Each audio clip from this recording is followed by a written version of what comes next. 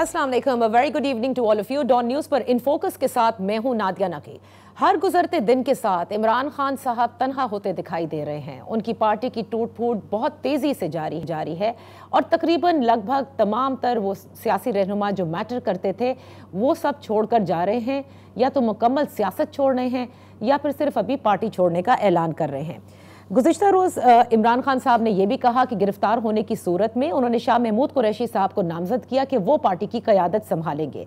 लेकिन इस वक्त जो सबसे अहम सवाल है वो ये है कि जो 9 मई के वाक़े के बाद जो कुछ नज़र आ रहा है वो क्या सियासी जमातों के लिए इसमें सियासत प्रैक्टिस करना आसान होगा आने वाले वक्तों में, क्योंकि जो कुछ 9 मई को हुआ यकीनन उसका किसी ने सोचा नहीं था, लेकिन 9 मई के वाक़े के बाद जिस तेज़ी से सियासी मंजरनामे पर चीज़ें तब्दील हो रही हैं उसकी भी नज़ीर नहीं मिलती। अगर 9 मई से कबल आप इस सियासी मंजरनामे के ऊपर ज़रा नज़र डालें तो आपको याद होगा कि तहरीक इंसाफ का बयानिया इमरान खान साहब की मकबूलियत, ये वो बयानिया था जिसमें PDM में शामिल जमातें बिलशमूल पीपल्स पार्टी किसी सूरत इस बयानिए को शिकस्त नहीं दे पा रही थी, बल्कि नाकाम ही नज़र आ रही थी। जाहिर है उन्होंने सब ने एक सियासी फ़ायदा तो उठाते नज़र आ रहे हैं, लेकिन जो जमहूरी रिवायात हैं या जो जमहूरियत है उसके हवाले से भी बड़ी बात हो रही है कि इस सब के बड़े दूर अस नताइज हो सकते हैं। आज अपने सीनियर तज्ज़ियाकारों को मैंने इसीलिए दावत दी है कि जो कुछ इस वक्त शेपा पोता नज़र आ रहा है ऑन द पॉलिटिकल लैंडस्केप, वो इसको किस नज़र से देख रहे हैं, फिर तहरीक इंसाफ का क्या होगा, इमरान खान साहब के हवाले से क्या खबरें हैं, क्या वो यहीं पर रहेंगे या उन्हें बाहर भेज दिया जाएगा और क्या वो इसके तलबगार भी हैं। अपने मोहतरम मेहमानों का मैं तारुफ कराती चलूँ। हमारे साथ तशरीफ़ फरमा है नासिर बेग चुगताई साहब, मुशर्रफ जैदी साहब और सलमान आबिद साहब। तीनों सीनियर तज्ज़ियाकारों को वेलकम कहते हैं इस शो में। गुफ्तगू का आगाज़ मैं मुशर्रफ आपसे करना चाहूँगी कि 2018 का जो RTS इलेक्शन कहलाता है उस पर बड़ी तनकीद हुई और कहा जाता है कि ये एक मैसिव ऑपरेशन था, शायद इतने बड़े पैमाने पर ऐसा कभी हुआ नहीं था। लेकिन जो कुछ हम टूट फूट इस वक्त पाकिस्तान तहरीक इंसाफ की देख रहे हैं, क्या आपको कोई ममासलत नजर आती है उस ऑपरेशन में और इसमें?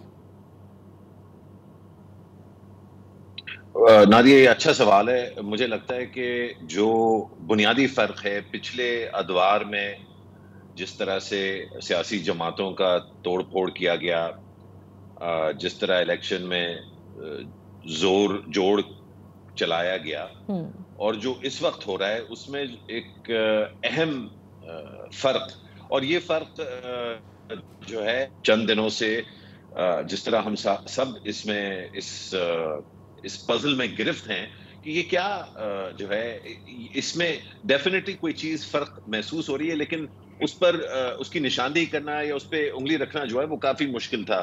जहां तक मुझे समझ आई है, जो एक बड़ा फर्क है वो ये कि फौजी हुकाम और इंटेलिजेंस के हुकाम जो है इस मुल्क में, जब भी इन्होंने पहले सियासत में मदाखलत की है तो उसका जो उसकी जो मंजिल थी वो सियासी अहदाफ थे जो फौजी क़यादत उस वक्त की चाहती थी। ये जो इस वक्त हो रहा है इसका जो ट्रिगर पॉइंट है वो 9 मई है और 9 मई को बतौर एक हमला मुसल्लह अफवाज पर जो है उसको पेश भी किया गया है, उसको समझा गया है। कई पाकिस्तानियों का ये ख्याल है कि ये बिल्कुल सही है, कई पाकिस्तानियों का ख्याल है कि हालांकि ये बहुत ज्यादा अफसोसनाक, शर्मनाक, कंडेमनेबल वाकयात थे और मनसूबाबंदी जरूर जो है शामिल थी इसमें, लेकिन शायद इसका जो रिएक्शन है वो उसका रिएक्शन जो है वो इस तरह से शेप नहीं होना चाहिए कि एक जंग की सूरत हाल या एक जंग की कैफियत जो है वो हावी हो हमारे अहम तरीन इदारों पर। तो मेरा ख्याल है जो बड़ा फर्क है वो ये कि जो स्पीड है जिससे चीजें हो रही हैं और जो सख्ती है वो एक वॉर फुटिंग की है बनिस्बत एक पॉलिटिकल इंजीनियरिंग की फुटिंग। जो भी इसकी एक्सप्लेनेशन है मुल्क के लिए ये निहायत ही मैं समझता हूं कि खतरनाक और मुज़िर इसके असरात आज और कल के भी हैं और आने वाले दिनों में भी हों। अच्छा, आपको मुज़िर असरात नजर आ रहे हैं। NBC आपकी तरफ आती हूँ। जो कुछ इस वक्त हो रहा है और जिस तेजी से हो रहा है और मुशर्रफ ने बताया कि ट्रिगर पॉइंट क्या था और उसको किस तरह से पेश किया जा रहा है या शायद तस्वुर किया जा रहा है, आप ये समझते हैं कि जमहूरी जमातों के लिए ये एक स्ट्रॉन्ग मैसेज भी है, या फिर आप ये समझते हैं कि गलती इतनी बड़ी थी 9 मई की कि ये जो कुछ हो रहा है वो जायज है? नहीं, ये तो मैं नहीं कहूँगा जो कुछ हो रहा है जस्टिफाई हो रहा है, क्योंकि लोग तो जिस तरह छोड़ रहे हैं पीटीआई, वो तो सुनामी का स्टाइल है। जिस सुनामी से वो आए थे उसी सुनामी में वापस जा रहे हैं वो, और उनके बानी अराकीन चले गए। अब देखें ना, मखदूम शाह महमूद साहब को उन्होंने अपना वारिस बनाया है, जानशीन बनाया है, तो अंदाजा लगा लें अब कौन कौन चला गया। उमर अयूब सेक्रेटरी जनरल है, अंदाजा लगा लें कौन कौन चला गया। लेकिन मेरा अपना ख्याल है, मुशर्रफ साहब बिल्कुल सही कह रहे हैं, कि 9 मई एक ऐसा दिन था जिस दिन बहुत से फैसले हो गए। और सबसे बड़ी बात मैं ये अर्ज करूं, जो मेरा अपने ख्याल में, मुमकिन गलत हूँ, कि 9 मई को हम पाकिस्तान में जमहूरी सो कॉल्ड जमहूरियत, जुज़वी जमहूरियत, नीम जमहूरी निज़ाम में भी 15 साल पीछे चले गए दोबारा। अच्छा, दोबारा पीछे चले गए, और वो कुव्वतें आगे आ गई जो हमेशा डिक्टेट कराती हैं, जो हमेशा आपको बताती हैं कि क्या करना क्या है और किस तरह करना है। तो फिर से एक स्ट्रॉन्ग मैसेज तो है ना एनबीसी तमाम सियासी जमातों को भी कि क्या रेड लाइन है और किसको क्रॉस नहीं करना। बिल्कुल स्ट्रॉन्ग मैसेज है। दूसरा मेरा पॉइंट ये है कि मुझे इस मेल्ट डाउन की तवक्को बिल्कुल नहीं जो अच्छा, हुआ है ओके 9 मई के बाद। ये मेल्ट डाउन है, मोम का घर है, ताश के पत्तों का घर है, हाउस ऑफ कार्ड्स है, वैक्स हाउस है, जो कुछ भी है ये जिस तरह हुआ है, तो लोग रो रहे हैं बैठकर और फिर छोड़ रहे हैं। भाई आप जसारत करते, हिम्मत करते, इनकार कर देते। अगर इनकार की हिम्मत नहीं थी तो जहाँ माँ बाप कहते हैं वहाँ शादी कर लो वाली कहानी है। तो ये रोना धोना बंद करें, या तो मना करें। मना करने की हिम्मत पीपुल्स पार्टी कर चुकी है, एमकेएम कर चुकी है, और मुस्लिम लीग नून के बहुत से लोग कर चुके हैं। हमारे यहाँ सियासी विरसा यही है। लेकिन यहाँ ये देख के अफसोस हुआ मुझे कि एक ऐसी पार्टी जो वाकईतन बड़ी मकबूल पार्टी और जिसका लीडर बड़ा मकबूल, वो किस तरह सिमटी है और किस तरह, मुझे तो नजर अब नहीं आ रही। अच्छा, अब तो तर्जुमान नजर नहीं आ रहा मुझको। अच्छा, सलमान आबिद साहब से मैं इस पर जरूर लेना चाहूंगी। सलमान आबिद साहब, जैसे एनबीसी कह रहे हैं ना कि ताश के पत्तों की तरह गिरी, और बहुत सारे लोग इस पर सवाल कर रहे हैं, कहते हैं जिसारत करते थोड़ा खड़े होते, लेकिन जैसे मुशर्रफ ने कहा कि मामलात कुछ और हैं। ये जो 9 मई ट्रिगर पॉइंट है, उसके बाद शायद ही ये कोई जिसारत कर सकता था कि वो खड़ा रहे और जस्टिफाई करे। अगर कोई करप्शन के केसेस होते, जैसे कि पिछले अदवार में इमरान खान साहब ने, पाकिस्तान मुस्लिम लीग नून ये कहती है कि हम पर गलत केसेस डाले, हमें बंद कराया, तो वहां तो जिसारत की जा सकती है। यहाँ तो मामला ही कुछ और है। देखिए, पहली बात तो ये है कि 9 मई के वाक़े के बाद अमली तौर पर इस वक्त पीटीआई जो है वो एक डिफेंसिव पोजीशन के ऊपर खड़ी है। ये जो पोजीशन है ये 9 मई से पहले वाली पोजीशन नहीं है। अब 9 मई के वाकयात ने उनको वाकई इस वक्त एक डिफेंसिव पोजीशन पे खड़ा कर दिया। लेकिन हम सब जानते हैं, बेग साहब भी जानते हैं, मुशर्रफ भी जानते हैं, कि जिस तरह से हमारे यहाँ सियासी जमातों की वफादारियाँ तब्दील की जाती हैं और जो इनके पीछे होते हैं, ये कोई कहानी नई तो नहीं है, इसके तरीक़ेकार मुख्तलिफ हैं। अब ये सबको पता है कि उन्होंने मुज़ाहमत नहीं की है तो उसके पीछे सबके अपने अपने ज़ाती पर्सनल मामलात होंगे। लेकिन ये चीज़ जो बात कही गई है, जिसका जिक्र अभी नासिर चुगताई साहब ने भी किया है, मुशर्रफ साहब ने भी उसका इशारा किया है, क्या ये सब कुछ इसने पाकिस्तान की जमहूरियत को आगे बढ़ाया है या पाकिस्तान की जमहूरियत को वापस पीछे की तरफ धकेल दिया? बिल्कुल, क्योंकि देखिए ना, ताकत में कौन चला गया? ताकत में वही फोर्सेस चली गई हैं जिनको कमजोर करके हमने जमहूरी निजाम को मजबूत बनाना। अब इसमें इमरान खान साहब की भी गलतियां हैं, इसमें हुकूमत की भी बेशुमार गलतियां होंगी, और इसमें जिस अंदाज से हमने मामलात को डील किया उसको जाहिर करता है कि हमारे यहाँ आज भी पॉलिटिकल स्कोरिंग करना, पॉलिटिकल मैच्योरिटी जो है उसके मुकाबले में इमैच्योरिटी का मुजाहरा किया। 9 मई के वाकयात को सही तरीके से मिसलीड किया है पीटीआई ने, चाहे उसमें वो शामिल है या नहीं है, लेकिन उसकी रिस्पॉन्सिबिलिटी तो बहरहाल पीटीआई के ऊपर आती है ना, सही, उसकी क़यादत के ऊपर आती है, वो रिस्पॉन्सिबिलिटी तो उसको लेनी थी। लेकिन उस रिस्पॉन्सिबिलिटी के अंदर भी जिस तरीके से पार्टी के अंदर क्रैक डाउन हुआ है, देखिए ना, आपने तो 9 मई के उन वाकयात को टारगेट करना था जहां फौजी तंजीबात पे हमला हुआ, फौजी इदारों पे हमला हुआ, फौजी दफातर पे हमला हुआ। आपने 10,000 लोगों को जिस अंदाज से गिरफ्तार किया है, और ये तो असद कैसर हैं, ये तो नहीं थे बराह रास्त उसके अंदर इन्वॉल्व, शाह महमूद कुरैशी तो नहीं थे, लेकिन सबकी मामलात को जिस तरीके से टैकल किया गया है उसके अंदर लगता है कि हम कहानी पुरानी दोहराना चाहते हैं और सियासी जमातों को बनाना, सियासी जमातों को कमजोर करना, अपनी शराइत लेके आना, किसी की को जो इन्होंने कहा कि पॉलिटिकल इंजीनियरिंग नहीं है। अब मुझे नहीं मालूम कि पॉलिटिकल इंजीनियरिंग की डेफिनेशन हम किस तरह से करते हैं, लेकिन मरियम नवाज तो ये कह चुकी थी ना कि पहले एक लेवल प्लेइंग फील्ड लेके आए। अब वो लेवल प्लेइंग फील्ड क्या थी? यानी इमरान खान साहब को टाइट किया जाए। अब वो टाइट तो हो गए माशाल्लाह, इस वक्त काफी डिफेंसिव पोजीशन पे चले गए। लेकिन मैं फिर ये कह रहा हूँ, अगर कोई ये समझ रहा है इससे मामला बेहतरी की तरफ जाएगा, मामले में बिगाड़ आएगा, और यही तो इस वक्त उमरान टोला है, ये कल दोबारा इन चीजों के अंदर भी शिकार हो सकते हैं। मसलन आपने मिलिट्री फौजी अदालतों के अंदर उनके मुकदमा चलाने की बात की है, तो आपने बड़े अच्छा पॉइंट उठाया है कि पॉलिटिकल इंजीनियरिंग की फिर डेफिनेशन क्या है। अच्छा, और सवाल ये भी है कि सियासी जमातें इस वक्त जो मौजूद है हुकूमत में, उनके पास और ऑप्शन क्या? छोटी सी ब्रेक ले लूं, जब ब्रेक से वापस आएंगे तो यहीं से गुफ्तगू का आगाज करेंगे और जरा मुशर्रफ से जानेंगे कि इस किस्म की बातें तो बहुत पहले से हो रही थी जब इमरान खान साहब वोट ऑफ नो कॉन्फिडेंस के जरिए हटाए गए थे। Let's take a break and then come back. Welcome back. In focus है नासिर बेग चुगताई साहब, मुशर्रफ जैदी साहब और सलमान आबिद साहब। तीनों सीनियर तज्जिया निगारों से तज्जिया करवा रहे हैं 9 में पोस्ट, इसके जो असरात मुरतब हो रहे हैं जमहूरियत पर, वो कैसे वो देख रहे हैं, क्या कुछ हो सकता है, क्या ये कोई पुराना ही जिसे कहते हैं एक तरह से कि पुराना जो कुछ होता था वैसा ही है, या हालात बिल्कुल मुख्तलिफ हैं। मुशर्रफ, जब वोट ऑफ नो कॉन्फिडेंस हुआ था उसके बाद ये बातें बड़ी हो रही थी कि अब शायद ये सूट नहीं करता कि कोई एब्सोल्यूट पावर लेकर आए, और हम देखेंगे कि जब भी आम इंतखाबात होंगे ये पावर जो है वो इधर उधर एक कोई मखलूत हुकूमत बनाई जाएगी। अब जो कुछ हम देख रहे हैं ये 9th में बस हो गया, वो कहते हैं ना ब्लेसिंग इन डिस्गाइज हो गया, क्या हुआ, लेकिन तस्वीर कुछ ऐसे ही नजर आ रही है। कुछ अलहदगी जिन्होंने इख्तियार की है वो काफ में चले जाएंगे, कुछ जहांगीर तरीन साहब बनाने को हैं। सो एब्सोल्यूट पावर मेरे ख्याल से किसी को नहीं दी जाएगी जब भी अब इंतखाबात हों। वो एक अलग सवाल है कि कब होंगे।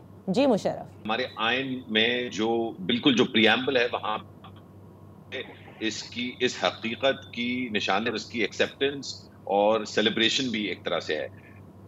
आइन का मकसद होता है कि जो पावर एक्सरसाइज करते हैं अल्लाह ताला की रहमो करम के साथ, उसके फजल के साथ, उस पावर को हमने इस तरह से डिवाइड करना है कि जिस हद तक मुमकिन हो वो पावर अवाम के हाथों में हो। इसीलिए हमारे पास एक पार्लियामान है, उससे हट के हमारी एक जुडिशियरी है, और उससे हट के हमारी जो एग्जीक्यूटिव ब्रांच है वो है। हमारी फौज एग्जीक्यूटिव ब्रांच की सबसर्विएंट एक अथॉरिटी है, वो बजाते खुद एक पावर सेंटर नहीं है। अब ये अलग बात है कि फौज और इंटेलिजेंस के हुक्काम 50, 60, 70 साल जहां से भी आपने क्लॉक शुरू करना है, उनके पास इनऑर्डिनेट पावर है। इस पावर को जो है मैनेज करने के लिए कहीं ना कहीं सियासतदानों को और जो दूसरे अहम रियासती इदारे हैं जिसमें जुडिशरी अहम तरीन है, उनको कुछ ज़ाब्ता अखलाक जो है वो बनाना जरूरी था। 2006 में ये ज़ाब्ता अखलाक एक चार्टर ऑफ डेमोक्रेसी के तौर पे जो बना, ये लोग समझते हैं कि जी मतलब 2006 में किसी ने बेनजीर भुट्टो को फोन किया, किसी ने नवाज शरीफ को फोन किया, वो सब मिल बैठ के उन्होंने जल्दी से कुछ लाइनें लिखी और चार्टर ऑफ डेमोक्रेसी बन गया। चार्टर ऑफ डेमोक्रेसी बनने के लिए बेनजीर भुट्टो और नवाज शरीफ ने तकरीबन 10 से 15 साल एक दूसरे से लड़ाई में गुजारे, और उस लड़ाई के थ्रू एक दूसरे की इज्जत करना सीखी, और उस इज्जत के थ्रू वो उस पॉइंट पे आए कि मेरा ख्याल है मई 2006 में लंदन में उस पर दस्तखत किए गए। ये आसान अमल नहीं था। तो जब कोई कहता है कि हम बहुत सारे साल पीछे चले गए, तो इसका जो वो है तयन करना बड़ा जरूरी कि कितने साल। मेरे अंदाजे से हम 1992 यानी कि जब क्रिकेट वर्ल्ड कप कप्तान ने जीता था, उस वक्त जो हालात थे सियासत के, हम वापस वहां चले गए। अब 1992 कितनी दूर है हमसे, ये 2023 है, तो 23 साल 2000 के और 8 साल उससे पहले, 31 साल कम से कम, 3 दहाइयां पीछे हम गए हैं। अब इसको वापस जो है लाना इतना आसान नहीं होगा, क्योंकि उसके साथ साथ बहुत सारी और अहम जो चीजें हैं वो खराब हुई हैं। औरतों के हुकूक, उनकी आजादी, सही, किस तरह से औरतें सियासी कारकुन बन सकती हैं, सियासत में हिस्सा लेती हैं। आप पिछले सिर्फ जो है 10-12 घंटे 24 घंटे देख लें जो प्रेस कॉन्फ्रेंस उस पे आएंगे, उसके कितने खतरनाक नतीजे जो है वो रूनुमा होंगे इस मुल्क में। मैं समझता हूँ ये सियाह दिन नहीं, एक सियाह साल है पाकिस्तान की जमहूरियत के लिए और पाकिस्तानियों के हुकूक के लिए। अच्छा, ये जो आपने प्रेस कॉन्फ्रेंस का जिक्र किया, इस पर मैं चले आपने क्योंकि अब यहाँ छेड़ ही दिया है तो पहले इस पर आ जाते हैं बिफोर मूविंग फर्दर कि इमरान खान साहब के लिए भी, क्योंकि बहुत सारी खबरें हैं गर्दिश कर रही हैं सेफ एग्जिट के वजह से। एनबीसी ये जो रात की यकायक एक प्रेस कॉन्फ्रेंस होती है और ये वो हुकूमत कर रही है जो बरमला ऑडियो लीक हुकूमत कहलाएगी, क्योंकि हर तरफ ऑडियो लीक्स होती है। तो अगर कुछ वो उन्होंने कहा कि कुछ अहम रहनुमा पीटीआई के ये प्लान कर रहे थे, इंटरसेप्ट हुई, तो ऑडियो लीक क्यों नहीं सामने आए? बिकॉज आपको सब्सटैंशिएट करना होगा, you can't just believe in what you are hearing, right? ये क्यों नहीं हुआ? और सवाल अब ये उठ रहे हैं जो इमरान खान साहब ने उठाया है कि यकीनन कोई गलती इनसे बड़ी हो गई है जिसका कवर अप पहले से ये प्रोवाइड कर रहे हैं। क्या कहेंगे आप? इसका मुझे बिल्कुल पता नहीं, सच्ची बात ये है किसने गलती की किसने गलती नहीं की। मुझे इतना पता है कि ऑडियो लीक्स पर जो इंक्वायरी होनी थी वो चीफ जस्टिस साहब ने रुकवा दी है। उन्होंने हुक्म दिया है कि ये कमीशन गैर कानूनी है और कमीशन के सरबराह ने ललकारते हुए 4-5 पॉइंट फेंके हैं और कहा ये गैर कानूनी नहीं है, आपने गलती की है, आपने हमको नोटिस भी नहीं दिया। तो ये तो ऑडियो लीक्स का मसला है, ये कभी तय नहीं हो पाएगा कि अभी फिलहाल मुमकिन आगे चल के सुप्रीम कोर्ट तैयार हो जाए किसी इंक्वायरी, और इस इंक्वायरी की दरख्वास्त 1 साल पहले भी की गई थी, खान साहब ने की थी, वो भी कबूल नहीं हुई थी। मैं एक दो बातें करना चाहूंगा तेजी के साथ। पॉलिटिकल इंजीनियरिंग की मिसाल मैं आपको देना चाहता हूँ। एक 2018 जिसका आपने जिक्र भी किया जी कि 2018 में जो रिजल्ट गैदरिंग सिस्टम बिठाया गया, जब 3 दिन के बाद इंतखाबात के नताइज आए तो वो किस तरह है, किस तरह बाप को बनाया गया, किस तरह। तो एक ही मिसाल है, उससे पहले बेनजीर भुट्टो, उससे पहले दूसरे लोग, और ताज़ा तरीन मिसाल मुस्तफ़ा कमाल साहब की है कि उनको बहुत से लोग दिए गए थे, फिर उनको कुछ हाथ नहीं आया बेचारे के, वो खाली ताली बजा रहे हैं बैठे हुए। तो ये एक मिसाल ये। दूसरी बात ये कि ये पुराना, मुझे नहीं लगता कि पुराना वाक़या है।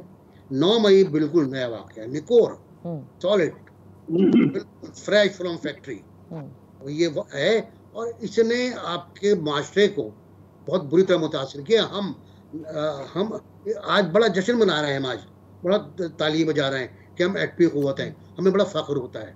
हमें फ़ख्र होता है कि हमारा दुश्मन जो है हमारे सरहदों की तरफ नहीं आ सकता, आके दिखाए, हम बताएंगे उसको।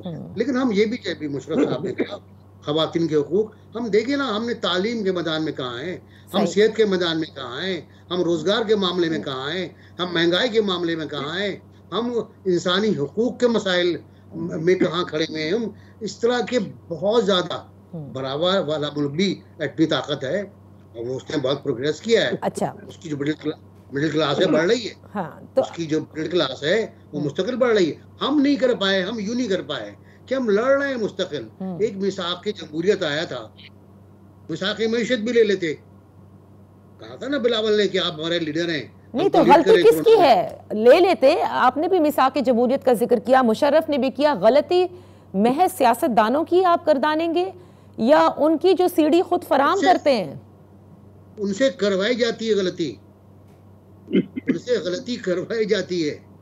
भुट्टो साहब ने कोई गलती नहीं की थी, जुल्फ़िकार अली भुट्टो ने, लेकिन अदालत से कहा गया कि भाई गलती कर दी है, इसे फांसी दे दो, अदालत ने फांसी दे दी। तो क्या इमरान खान से भी गलती करवाई गई है? ये मुझे पता नहीं, तो अभी मालूम होगा जब तारीख सामने आएगी। अभी तो 9 मई गुजरा है और अभी तो जो लोग बयानात दे रहे हैं कि हमसे ये कहा गया, हमसे ये कहा गया, जो टेप्स हैं जो एनी शाहिदी ने, अमेरिका में यार 18 साल की सजा हो गई सही की पुथर्स को, और उसमें 9 और अफराद को सजा हो चुकी है। 70 रिटायर्ड फौजियों को तलब किया है वाशिंगटन की इंतजामिया ने कि इनके खिलाफ भी मुकदमा चलाएं। और वहाँ का जो कांग्रेसमैन है वो हमारी मजम्मत कर रहा है। अरे मैं मजम्मत करता हूँ, अमेरिका में मुकदमा चल रहा है उसकी। सही। तो ये तो हमारे यहाँ दो अमली है, हम कभी खुश होते हैं अमरीकी बयान पर, कभी रोते हैं अमरीकी बयान पर। अच्छा, एनबीसी यहाँ से थोड़ा जरा आगे चलते हैं, क्योंकि जरा 2-3 चीजें हैं जिस पे हमें जरूर फोकस करना है। सलमान आबिद साहब, कल क्योंकि इमरान खान साहब की आपसे मुलाकात भी हुई, सेफ एग्जिट के हवाले से भी बड़ी बातें हो रही हैं, और ये सुना है कि लंदन में एक बैठक होगी या होने को है या हो रही है, जिसमें ये डिसाइड करना चाहते हैं सियासतदान कि इमरान खान साहब को बाहर भेजने के लिए बात करनी चाहिए है, या जो अगर उनका कोई ट्रायल होना है तो वो हो जाए। क्या कोई खबरें आपके हवाले से हैं इस हवाले से? और दूसरा ये कि खुद इमरान खान साहब के साथ भी ये खबरें हैं कि वो चाहते हैं कि उनको एक सेफ एग्जिट मिले। देखिए, पहली बात तो ये है, जो नासिर बेग चुगताई साहब ने सियासी इंजीनियरिंग की बात की है, उसकी मैं एक झलक आपको इन 9 मई के वाकयात में भी दिखाना चाहता हूँ। अच्छा। यानी जो लोग प्रेस कॉन्फ्रेंस करके सियासत से लाताल्लुक हो रहे हैं, वो ना सिर्फ जेलों से बाहर आ रहे हैं, बल्कि उनको माफी भी दी जा रही है और आजादाना बुनियादों पर छोड़ा भी जा रहा है। अब पता नहीं सियासी इंजीनियरिंग में ये आता है या नहीं आता, ये बाकी दोस्त डिसाइड कर ले, लेकिन अगर 9 मई के वाकयात इतने सेंसिटिव हैं तो इनको किन शराइत की बुनियाद के ऊपर रिहा किया गया और किन बुनियाद के ऊपर इनके साथ ये रियायत की गई है, और वो मुकदमात कहाँ चले गए जिन मुकदमात की बुनियाद पे हम कह रहे हैं कि बहुत सेंसिटिव मामला है। एक बात। दूसरी बात यह है कि अगर सेफ एग्जिट मिलना है इमरान खान को, देना किसने है? हुकूमत ने, एस्टैब्लिशमेंट ने। तो वो जरा तय कर लें, और ये तय कर लें कि हमने इमरान खान को कोई सेफ एग्जिट नहीं देना।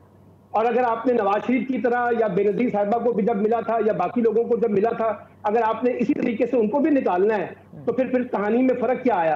पहले बेनजीर चली गई, फिर उसके बाद नवाज शरीफ साहब चले गए, फिर उसके बाद और चले गए, फिर इमरान खान भी चले जाएंगे। तो अब ये डिसाइड तो बुनियादी तौर पर एस्टैब्लिशमेंट को और हुकूमत को करना है कि वो इमरान खान साहब के साथ कोई रियायत ना करें, और जो भी मामलात उनके साथ कानूनी मामलात हैं उनको कानूनी तरीके से डील करने दें, उनको बाहर ना जाने दीजिएगा, जैसे नवाज शरीफ साहब को आपने 8 हफ्ते की दवाई के लिए बाहर भेजा था। अच्छा, तो इमरान खान साहब चाहते हैं, खुद चाहते हैं वो बाहर जाना? दूसरी बात, मैं आ रहा हूँ। दूसरी बात यह है कि अभी तक तो इमरान खान साहब से जो हमारी भी गुफ्तगू हुई और उससे पहले भी आ रहे हैं, वो कोई आज की बात नहीं है।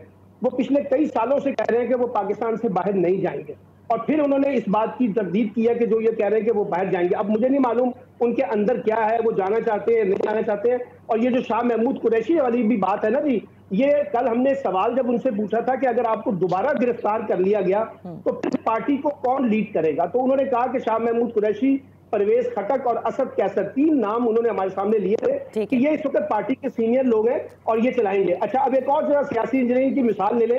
इमरान खान साहब का इंटरनेट सिस्टम बंद किया हुआ है, वो किसी उनका टीवी के ऊपर बाइकाट है, और ये सिर्फ 9 मई से पहले नहीं, 9 मई से पहले भी उनका बाइकाट था। अब वो जलसा भी नहीं कर सकते, वो अपने लोगों से राब्ते भी नहीं कर सकते, वो अपनी पार्टी का इजलास भी नहीं बुला सकते, क्योंकि सब अंडरग्राउंड चले गए हैं। तो मेरा ख्याल है कि जरा सियासी इंजीनियरिंग के खेल को समझना पड़ेगा कि ये जो स्टेज सजाया गया है, इसके पीछे मकसद क्या था। सारा का सारा जो पीटीआई ने गलती की, वो मैं बिल्कुल मानता हूं कि पीटीआई की लीडरशिप ने मिसकैलकुलेट किया है, वो इसके अंदर तमाम चीजों के रिस्पॉन्सिबल है, वो चाहे डायरेक्ट है या इनडायरेक्ट है। लेकिन कुछ चीजें ऐसी हैं जहां हमने तय कर लिया है कि हमने पॉपुलर लीडरशिप को अफोर्ड नहीं करना, और उसके मुकाबले में फिर जिस तरह से इलेक्शन करवाने हैं, और फिर इसी बुनियाद पे जो भी मुशर्रफ ने भी बात की है कि ये सब तय कर चुके हैं कि हमने यहाँ किसी 1-2 तिहाई अक्सरियत पर या मजबूत हुकूमत बनाने की बजाय एक कोलेशन बेस्ड हुकूमतें बनानी है, कमजोर किस्म की हुकूमतें बनानी है। लेकिन सलमान साहब आप सब एक कुव्वत को तो एस्टैब्लिशमेंट को, let's be very candid about it, आप इनको तो ब्लेम कर रहे हैं, लेकिन क्या आप इमरान खान साहब की तर्ज सियासत को after the vote of no confidence आप कहते हैं कि ये ठीक थी? नाम ले लेकर जिस तरह से वो इल्जाम तराशियां कर रहे थे, वो ठीक था? देखिए, इमरान खान की सियासत में बेशुमार गलतियां हैं। कौमी असम्बली से इस्तीफा देना, 2 सूबाई असम्बलियों को तहरीर कर देना, एस्टैब्लिशमेंट के ऊपर बराह रास्त इल्जामात लगाना बगैर किसी सबूत के, और जिस अंदाज से उन्होंने जो तर्ज अमल इख्तियार किया टकराव का, उससे भी उनको कोई फायदा नहीं मिला। तो इसलिए इमरान खान साहब ने भी पॉलिटिकली बहुत सी मिस्टेक्स की हैं, और उसी की वजह से आज वो इस वक्त सबसे ज्यादा हमें प्रेशर में नजर। अच्छा, मैं यहाँ पर एक ब्रेक लेने दीजिए, क्योंकि ब्रेक से जब वापस आएंगे, अब इस पूरे सिनेरियो में आप करते हैं इलेक्शन की। इलेक्शन कब होने को हैं, होंगे या नहीं, ये फैसला कौन करेगा कि इलेक्शंस कब होंगे, इस पर भी बात हो रही है। So right after this very short break. Welcome back. Musharraf Zaidi साहब, नासिर बेग चुगताई साहब और सलमान आबिद साहब हमारे साथ मौजूद हैं। मुशर्रफ, इलेक्शन के हवाले से बताइएगा, क्या मामलात इस हद तक अब आउट ऑफ कंट्रोल हैं पीडीएम के कि वो नहीं ये फैसला करेंगे कि इलेक्शंस कब होंगे, या आप समझते हैं कि क्योंकि नून लीग के अंदर हमारे ज़राए के मुताबिक ये एक तकसीम है कि फ़ौरन करा लेने चाहिए, वरना ये चांस उनको नहीं मिलेगा कि वो इलेक्शन करवा सकते हैं, और एक कहता है कि 1 साल कम से कम और कंटिन्यू करना चाहिए ताकि मामलात ऐसे हों कि जो भी उनके वोट बैंक को मसला पड़ा है बिकॉज ऑफ द इकोनॉमी, वो कम से कम कवर हो जाए।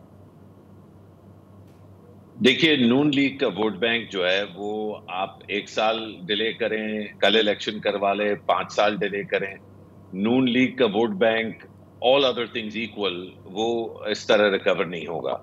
जो यहाँ पे एक बहुत, और ये इंसानी फितरत है, हम ये अक्सर सोचते हैं कि अगर एक अमल के दौरान कोई गलती हुई है तो हम वापस एक टाइम मशीन में जाके उस गलती को ठीक कर दें तो वापस चीजें वहां चली जाएंगी जहां से बात शुरू हुई थी।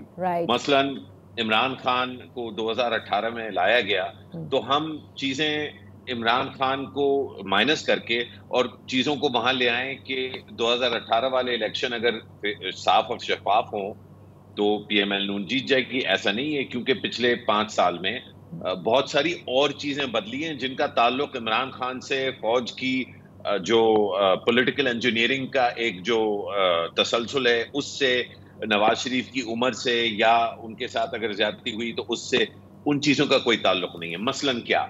मसलन ये कि पाकिस्तान में 16 मिलियन, तकरीबन 1.5 करोड़ से ज्यादा नए वोटर जो हैं वो 18 साल के और उससे ज्यादा उम्र के हुए।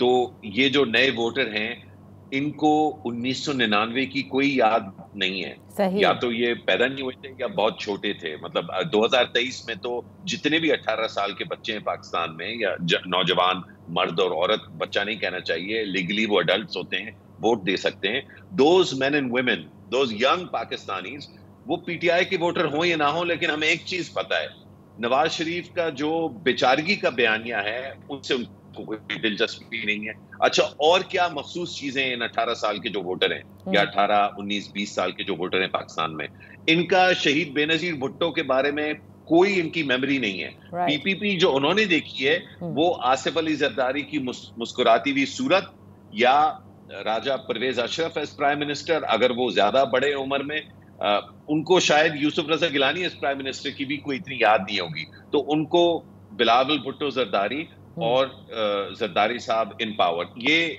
जो अभी इन पावर हैं, ये उनकी मेमोरी है पीपीपी की।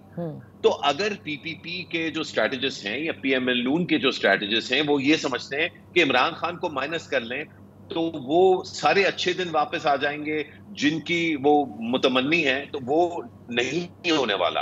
हाँ, ये जरूर हो सकता है कि आप इमरान खान को नॉकआउट करके, जिस तरह पहले नवाज शरीफ को किया, जुल्फिकार अली भुट्टो को किया, इवन बेनजीर भुट्टो को किया, तो इन लोगों को नॉकआउट करके आप जो है उस वक्त के लिए, उस इलेक्शन के लिए एक रिजल्ट या एक कोalition टाइप एक वीक हुकूमत तो बना लेंगे। लेकिन इसमें जो बड़ा मसला खड़ा होता है नादिया, वो बहुत गंभीर है, और वो ये है कि इस दौर में ये जो ट्विटर और टिकटॉक का दौर है, इसमें नौजवानों की कंसेंट जो है वो बड़ी अहम है। इस बात से बिल्कुल हटके कि इमरान खान का मैं समझता हूं एक इंतहाई जहरीला और नुकसानदेह बयानिया है, लेकिन अगर वो बयानिया 50 लाख, 55 लाख, 1 करोड़, 10 करोड़ पाकिस्तानी उसमें बिलीव करते हैं, तो मैं या आप उसके बारे में जो भी सोचते हो, जो भी हुकूमत होगी वो उस बयानिए के साथ उसका कोई जोड़ होना जरूरी होगा, क्योंकि उस जोड़ के बगैर आपके लिए मुल्क को गवर्न करना मुश्किल हो जाएगा। मुल्क को गवर्न करने के लिए लोगों की कोई ना कोई लेवल पे उनकी अथॉरिटी, उनकी लेजिटिमेसी, उनका कंसेंट चाहिए होता है, और वो अनफॉर्चुनेटली किसी भी हुकूमत को आने वाले इलेक्शन में नहीं मिलने वाली। अच्छा, तो एनबीसी किसी भी नहीं मिलने वाली। और देखिए, जो यूथ बल्ज का भी जिक्र किया, ये बहुत इंपॉर्टेंट है, क्योंकि आप किसी को जबरदस्ती किसी की ना तो इज्जत करवा सकते हैं, ना जबरदस्ती उससे कह सकते हैं कि इसके लिए वोट डालो। लेकिन जो ये यूथ बल्ज है, जिसका कई दफा सर्वेस भी हुए और बताया गया कि ये 90% जो है वो पीटीआई के वोटर्स हैं, young people, young man and women. तो अब इन सब का क्या होगा? कि क्या ये मायूस हो जाएंगे, या क्या ये they stand with whatever is happened कि बहुत गलती हो गई है, क्या होगा? क्योंकि देखिए इलेक्शन की सियासत बड़ी इंपॉर्टेंट है, जमहूरियत बहुत इंपॉर्टेंट है इस मुल्क के लिए। अगर इनकी पार्टिसिपेशन कम हो गई, छोटी सी मिसाल ले लीजिए, एमक्यूएम को देख लीजिए, यहाँ कराची के अंदर हमें वो वोटर टर्नआउट कभी नजर ही नहीं आता। अब जो पहले था वो अलग बात, इस बात से कतई नजर के वो ठप्पे भी लगा करते थे, लेकिन वो जो मायूसी है, आपको लगता है कि आने वाले दिनों में that will also creep in? अगर आपको कराची में वोट बढ़ाने हैं तो आपको अल्ताफ हुसैन को बहाल करना होगा, जिसको एक बयान पर आपने फारिग कर दिया। याद करें जरा वो दिन आप। और अब जितने बयानात आए उस पर तो कुछ भी नहीं हो रहा है। जो अल्ताफ ने जो जुमले कहे थे वो जुमले कितनी बार लोगों ने कह दिए, कुछ नहीं हो रहा उनका। ये भी तो सिंध वक्त के लोग, मिनिस्टर साहब आज कह रहे थे कि उसको प्रोटोकॉल मिल रहा है इमरान खान को। खैर छोड़ें, ये बात बिल्कुल दुरुस्त है। ये पंजाब की जो सिचुएशन है बहुत डिफिकल्ट, बहुत मुश्किल है, खासतौर से मुस्लिम लीग नून के लिए। और मुस्लिम लीग नून को अगर जहांगीर तरीन ज्वाइन नहीं कर रहे हैं तो एक नया मसला बन जाएगा उनके लिए। और एक तरह यही है कि जहांगीर तरीन अपनी पार्टी नहीं बना रहे हैं। मुस्लिम लीग काफ भी एक्टिव हो गई है। अब देखिए आप प्लेयर कौन कौन से नए सामने आ रहे हैं। मुस्लिम लीग काफ भी एक्टिव हो गई है, वो भी मेरा ख्याल है कुछ सीटें पकड़ने की कोशिश करेगी साउथ पंजाब से। सेंट्रल पंजाब की पोजीशन इमरान खान की है, लेकिन अब उनका वोट कहाँ जाएगा? क्या वोट पड़ेगा, या लोग मायूस हो जाएंगे, या लोग डर जाएंगे? अगर ऐसा हो, या क्या उनको इंतखाबात में हिस्सा लेने की परमिशन होगी? पहला सवाल ये है कि क्या वो डिस्क्वालीफाई हो जाएंगे, क्या उनको सजा हो जाएगी, क्या उनको पनिश कर दिया जाएगा, क्या होगा? ये होता रहा है हमारे यहाँ। ये तो बहुत बड़ा सवाल है। और इस सूरत में जैसे आप लोग कह रहे थे ना कि उन्हें बाहर भेज दिया जाएगा या नहीं, मेरे ख्याल से सूट तो हमेशा यही करता आया है कि बाहर भेज दो। लेकिन वो मेरे ख्याल है जाएंगे, खान साहब नहीं जाएंगे। खान साहब की एक अना है, एक जिद है उनकी कि मैं बाहर नहीं जाऊंगा, अगर गया तो मैं शुमाली इलाकों में जाऊंगा। एक आदमी बकौल सलमान आबिद, जिसके 10,000 वर्कर जेलों में हो, अब तो खैर कह रहे हैं 80% रिहा कर दिए गए हैं, जेलों में हो, वो नादों इलाके की तफरीह में जाना चाह रहा है। ये बड़ा बयान, बहुत से बयान खान साहब के लोगों को हर्ट कर चुके हैं, परेशान कर चुके हैं। सिंध की सूरत हाल बहुत क्लियर है, यहाँ कोई मुकाबला ही नहीं है। बलूचिस्तान की सूरत हाल आपको पता है, कौन तय करता है, किस तरह तय होती है। केपी के में बड़ी फाइट है। JUI बहुत स्ट्रांग हो रही है, उसने बल्दियाती इंतखाबात में हराया है, चेयरमैन के इंतखाबात में हराया है, मेयर के इंतखाबात में हराया है। तो वो है बड़ा मजे का खेल होगा अगर इंतखाबात होते हैं। और मेरा अपना ख्याल है, जी, अगर मैं इसको थोड़ा वजाहत कर दूं कि पीपल्स पार्टी अक्टूबर मांग रही है, मुस्लिम लीग नून का कहना है अक्टूबर। इलेक्शन कमीशन के नुमाइंदे ने सुप्रीम कोर्ट में कहा है कि मुझे अब यकीन नहीं कि इंतखाबात जी, उन्होंने कहा पोस्ट 9 में जो है वो सिनेरियो ही पूरा चेंज हो गया। यहाँ पर एक वक्त हुआ है ब्रेक का, ब्रेक के बाद वापस हाजिर होते हैं। अच्छा, क्योंकि वक्त बहुत कम है, सलमान आबिद साहब मैं चाहूंगी सब इस पे जरा सा अगर अपने क्विक पॉइंट ऑफ व्यू दे दीजिए। जी सलमान साहब, अगर एस्टैब्लिशमेंट ने तय करना है कि इलेक्शन होने या नहीं होने, ये तब आप शहबाज शरीफ साहब ने नहीं तय करना, एस्टैब्लिशमेंट ने तय करना है। और ये जो पंजाब में सियासी इंजीनियरिंग का खेल शुरू हुआ है, मुस्लिम लीग काफ का और जहांगीर तरीन का, अब इसको पता नहीं क्या नाम हम देंगे कि जी सियासी इंजीनियरिंग है या नहीं है, और कौन किसको तोड़ के कहाँ भेजा जा रहा है। और मुस्लिम लीग नून को खूब साइडलाइन करके जहांगीर तरीन के अंदर हवा भरी जा रही है और मुस्लिम लीग काफ में हवा भरी जा रही है।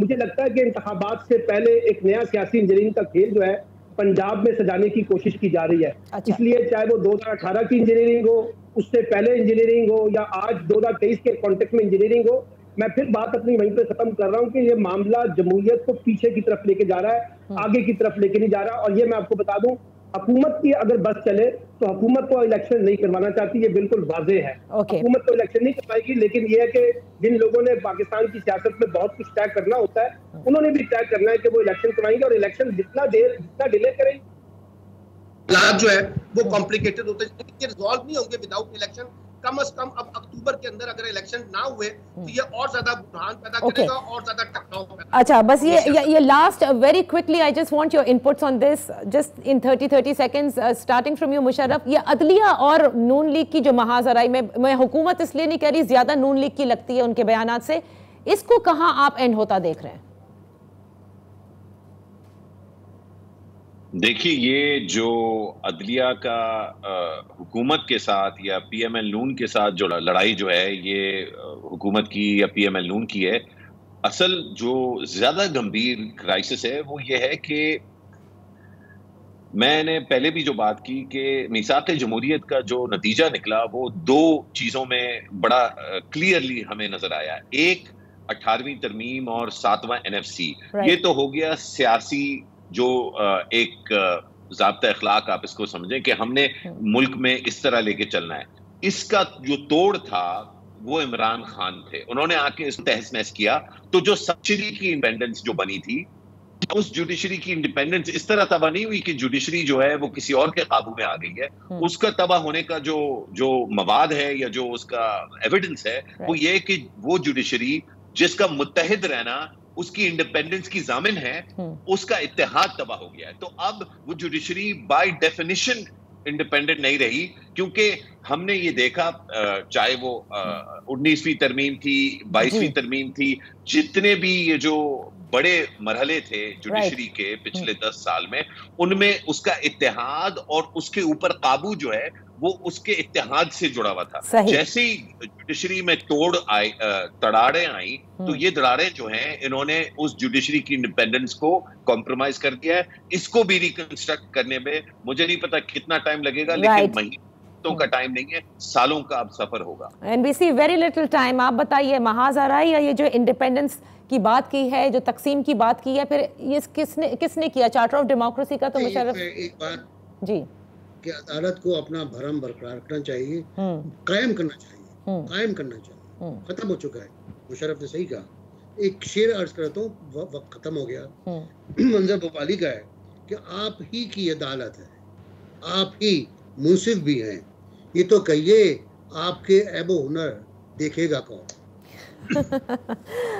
बहुत बहुत शुक्रिया। Thank you so much for participating Musharraf Zaidi, Salman Abid साहब और नासिर बेग चुगताई साहब।